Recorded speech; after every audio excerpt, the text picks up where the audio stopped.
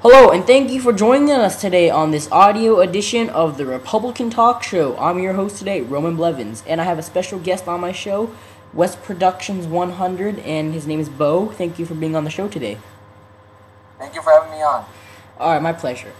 What our first topic is going to be on is on Justin Bieber, and he has a new line of nail polish coming out. Is that correct? Can you inform us more on this situation?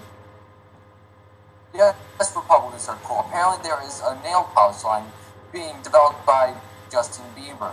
Now, if this doesn't make him any gayer, then I don't know what can be more possible. Pretty soon, I also heard he'll be having toys coming out for him.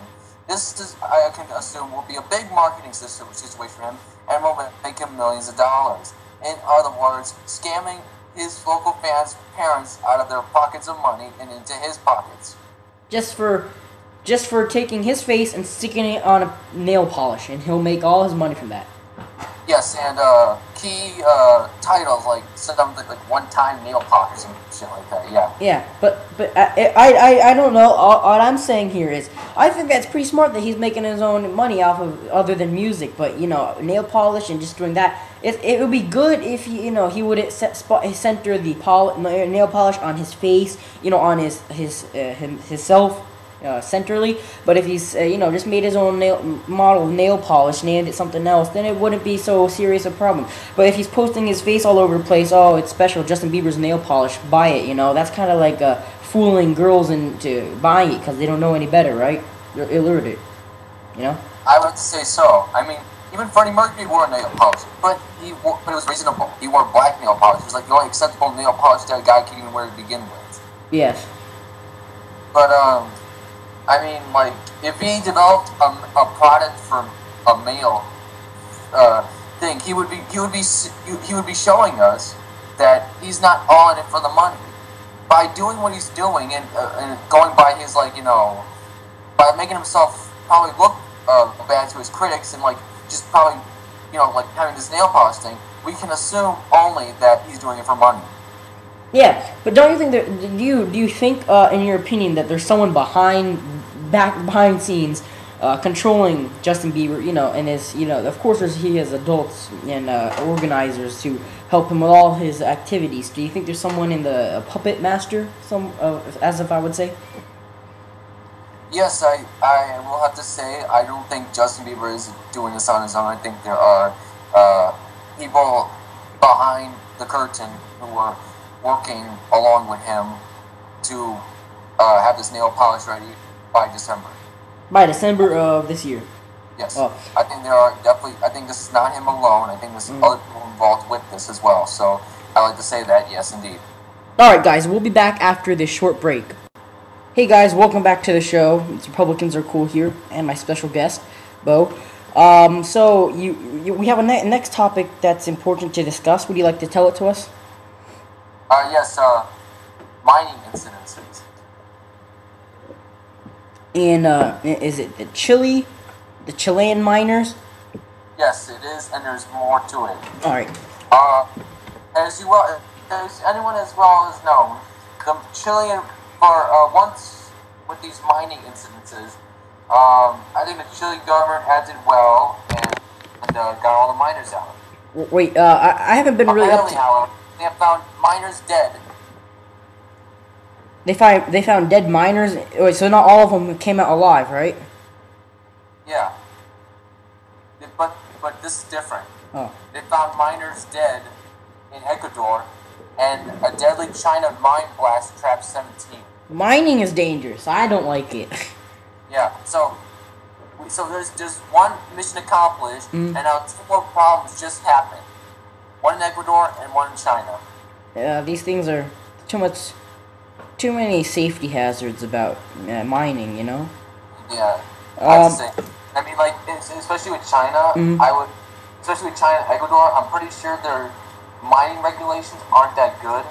And even if their mining regulations were good, the companies could still find ways to cop out like they do here in the U.S., like with the mining tragedies we've had sometimes. Yeah.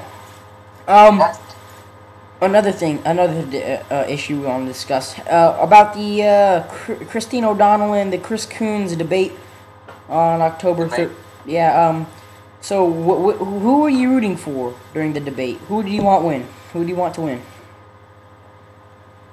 Who do I want to win? Yeah, Christine O'Donnell or Cooper. To be honest, I don't trust either of them. I think they're either one, full of shit, or two, they really believe what they say, but I think they're just daydreaming. Like they really think they can actually get this done, but they just don't realize how much opposition they have. So, but if out of all of them, which one did you want to win? Out of all of them, you have at least you have to have one person you would like to go for. Well, I would vote for Chris because I agree with his views on evolution and stem cell research and stuff like that. Yeah.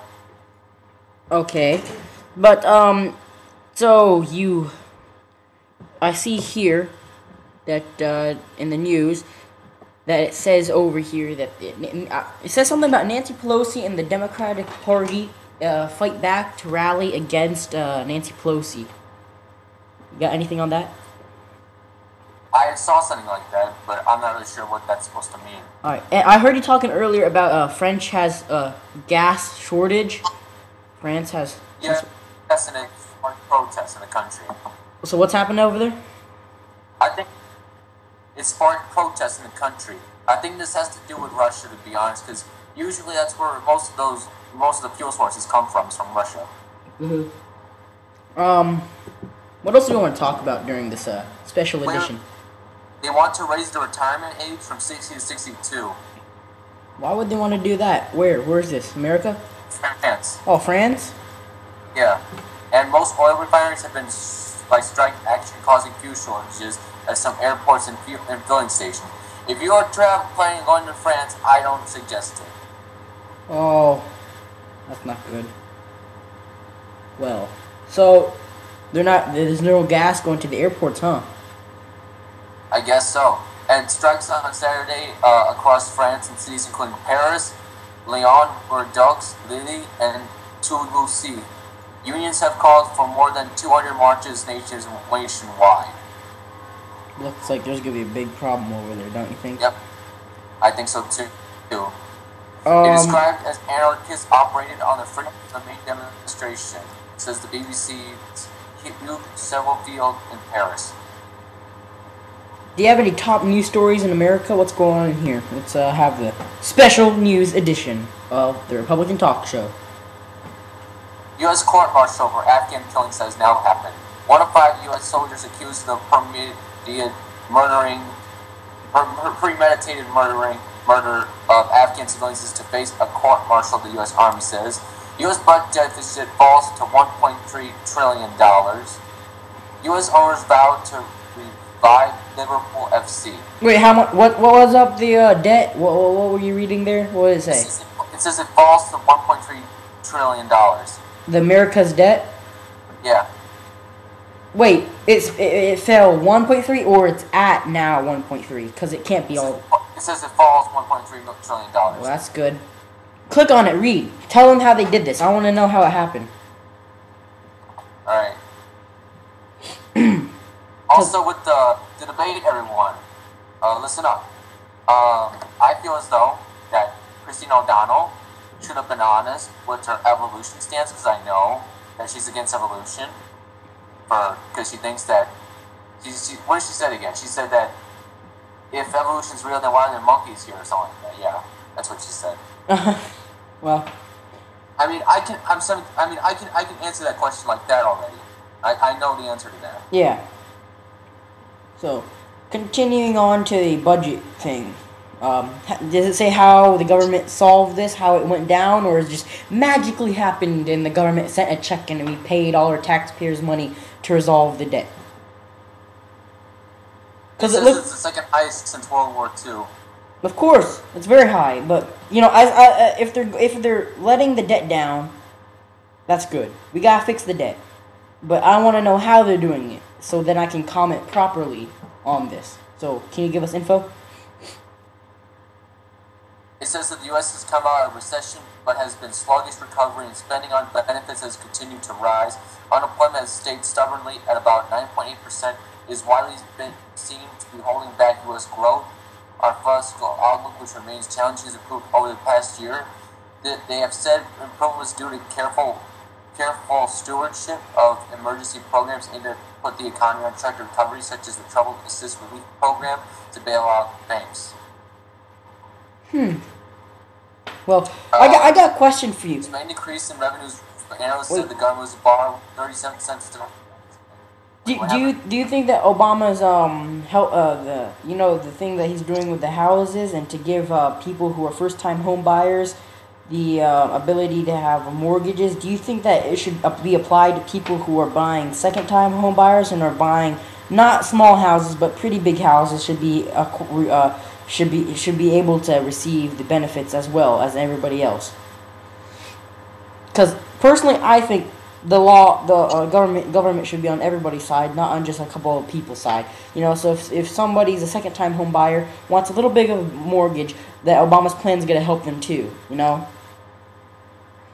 Well, there's rates risks, and both parties have also acknowledged that whoever controls Congress in November will have to deal with this trouble. They say there's definitely trouble for rising deficits, and Obama wanted to set a goal of cutting the deficit to about 4.3% of GDP by 2013, but there's skepticism that President Obama's cross-party deficit committee will be able to produce this plan, a plan that hits such ambitious targets. So, I mean, it's a very ambitious thing. It's, it's very, it's like very, hard to accomplish such a thing. Yeah. I'm thinking, but do you agree with me? Do you think that his plan should acquire to everybody? Not just a couple of people who are first-time home buyers and are buying not as big houses. For what? Obama's plan for the housing. Do you think that it should help people who are second-time home buyers with bigger mortgages? Should they be able to receive Obama's plan to help them with their mortgages, or should it just stay the same way? What do you think on that? I think that they should help them. Yeah, I think because the government should be on everybody's side, Right. I mean, again, we're living in a capitalistic society. And we're going towards socialism too. People say, people who think that that's better, in my opinion. Why? For the government to own everything? That's sort of fascism too. But why do you think that if the government owns everything, it's better? Because our country's heading towards socialism, and you know how in other countries the citizens work for the society and they get all their free health care, such as like this guy from Spain. He said something about it.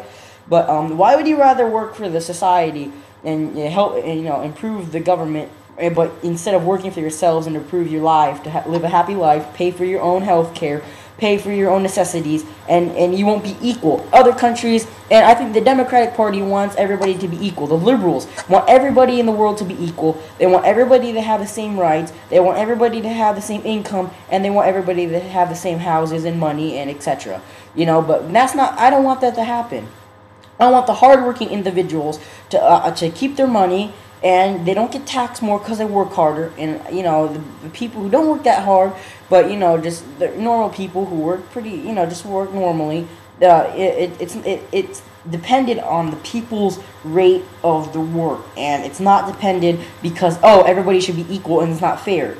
The world was never based on that. In our Constitution, it's every man, we work for ourselves, right? Everybody shouldn't be equal at a line, right? You agree with me?